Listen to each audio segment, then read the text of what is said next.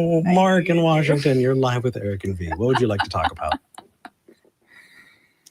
So fast, I just ended with a call screener. Hi guys, how was your Sunday? Doing good. Doing good.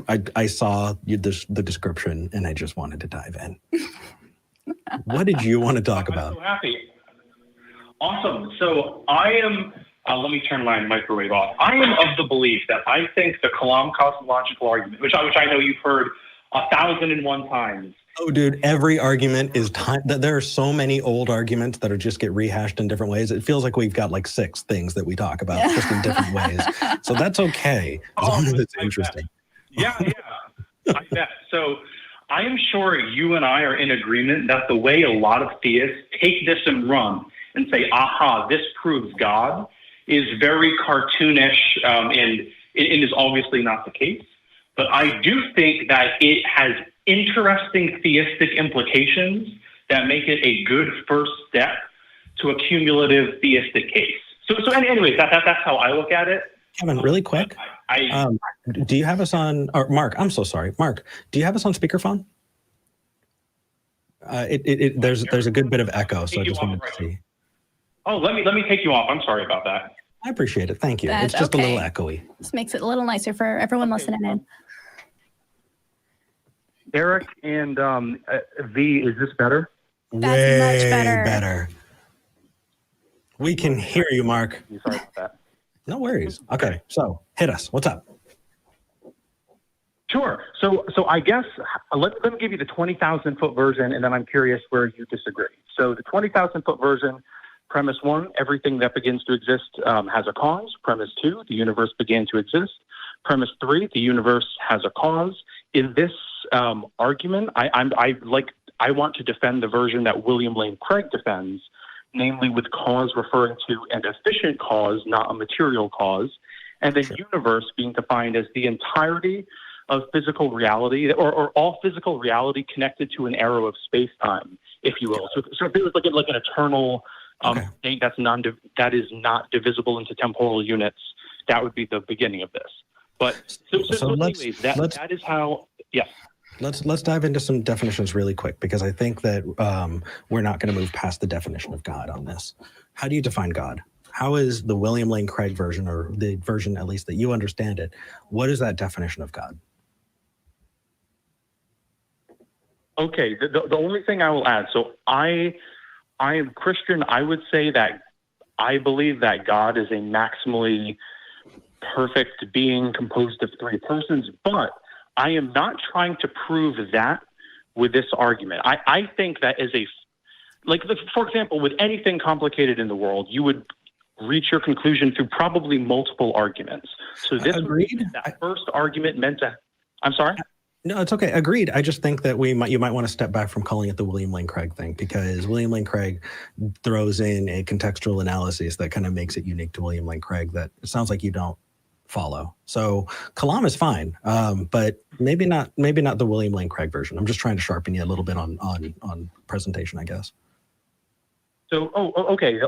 I was referring, and I probably phrased this poorly, specifically to how he defines universe and to how he defines cause. If he goes other places with it that it doesn't sound like I went, I did not intend to imply that. So I just meant in those narrow respects. So my apologies. Thanks for clarifying. Absolutely. Okay, so that which exists begins to exist. That's the first premise, right? Actually, where do you want to go with this? As a cause. So, has a cause. It's sure. So let's. I guess my question, and I'm just gonna be super honest here. No attempt at a gotcha. No attempt at a philosophical counter. My question is why pick these definitions of universe and cause? Like what about them, other than they tend to support your end hypothesis more than other definitions, makes these the best definitions to use here? Well,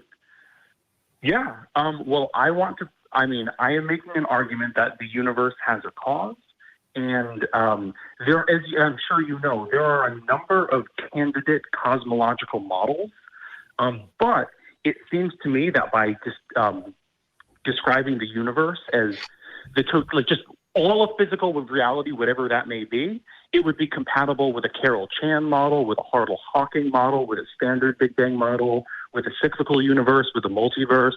So it just seems to me that definition of universe is cosmological model agnostic, pun intended. So because we don't know which cosmological model is true, but I do think the underpinning of the argument, it doesn't really quite matter which model that may be. Although I'm happy to discuss whatever you're most interested in.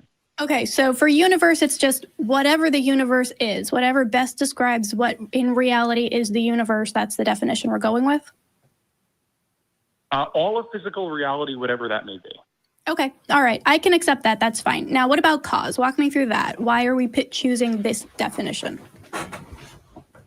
The efficient cause, yeah. So it's just the thing that causes, like take a table. Say at T1, there's just a bunch of wood and nails on the ground.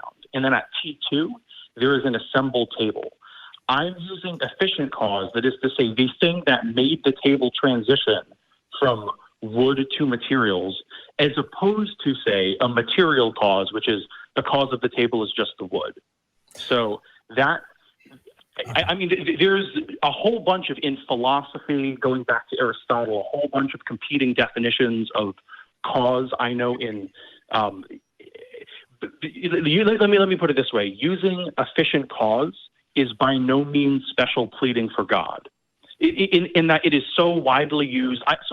I'm working on my PhD in political science. This is a concept I use all the time, just in a completely secular setting.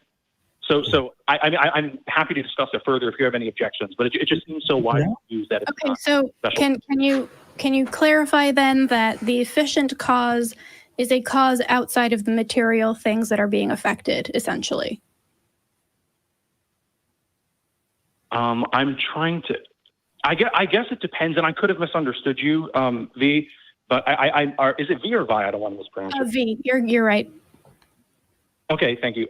Yeah, so I guess it depends, but what you mean by material, because this is totally compatible with a naturalistic worldview. Like if I assemble the table, right, in a world on naturalism, on atheism, right, then I am the efficient cause. I'm looking at my cute little fish in his fishbowl. If I push the fishbowl over, I am the efficient cause of that fishbowl falling to the ground. Okay. Right. So if all of this is compatible with a materialistic and naturalistic worldview, how are we getting to a supernatural being? Oh, so what I was trying to say was that when you said the word material and I was talking about an efficient cause, I didn't want you to think that I was talking about some immaterial cause. But yeah, here William Lane Craig definitely uses the term immaterial in his definition of what he thinks the cause is. He does. This is what this is where I was getting to. So, if we're talking about the all of physical reality, whatever that may be, right, began to exist, and physical reality is would include whatever arrow or arrows, depending on which cosmological model you personally prefer, of space-time. So that means the cause of the universe, and again, this is where we get into the William Lane Craig, although I'm prepared to defend it, or try to defend it. I'm sure you've heard this a million times, but the cause must be timeless, right? Because if there was an arrow of space-time before the beginning, then that's including in what we mean by physical reality. So we're just grouping that in. Well, hold on. If something is timeless, really quick, it sounds like you've put something into the null set by doing that. Shoot. If something is timeless, expand on that farther. Sure. So things existing outside of time doesn't really make sense. The set of things that exist outside of time would either be the empty set or your proposed solution. So I would phrase that slightly differently. So if we describe that the word outside of time, I don't quite like. So let me say if the universe began to exist, we need to be careful with our wording to not imply something temporal before the universe. So I cannot say before the universe, but so before. I just said it again. So absent the universe, right? The universe began to exist, but absent or without the universe, that state was timeless, because space is linked with time, right? Like there are unit dimensions and energy. Yeah. Yes. So whatever existed absent the universe would not be divisible into temporal units. Okay, so let's be clear. I don't think existence absent the universe makes sense at all.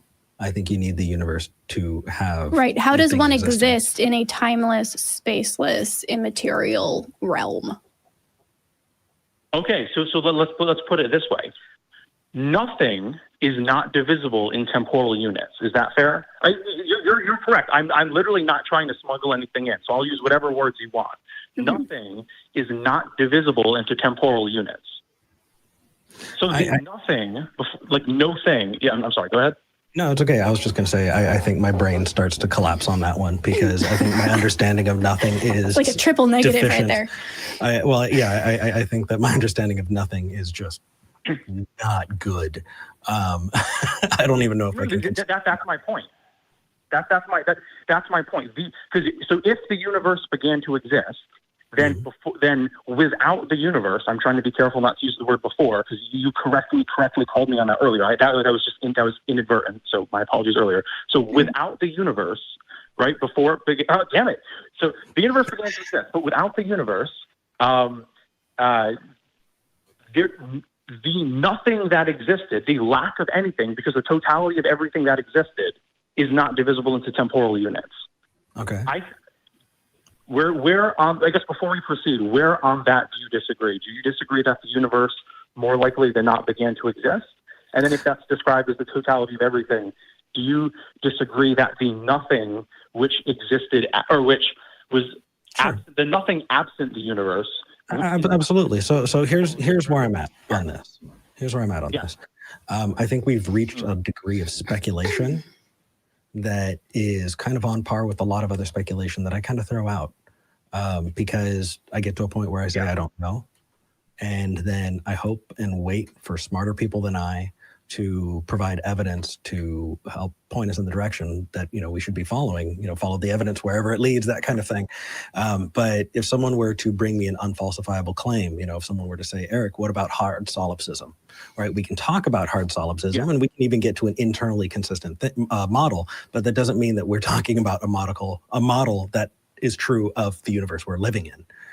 Right? We're getting to unfalsifiability. And so what if, you and I and V, all of us, we had this conversation and we came to a conclusion, a theoretical, hypothetical conclusion about, the existence of something that created a universe. Well, that might be a conclusion that could exist in some possible universe, in a modal sense.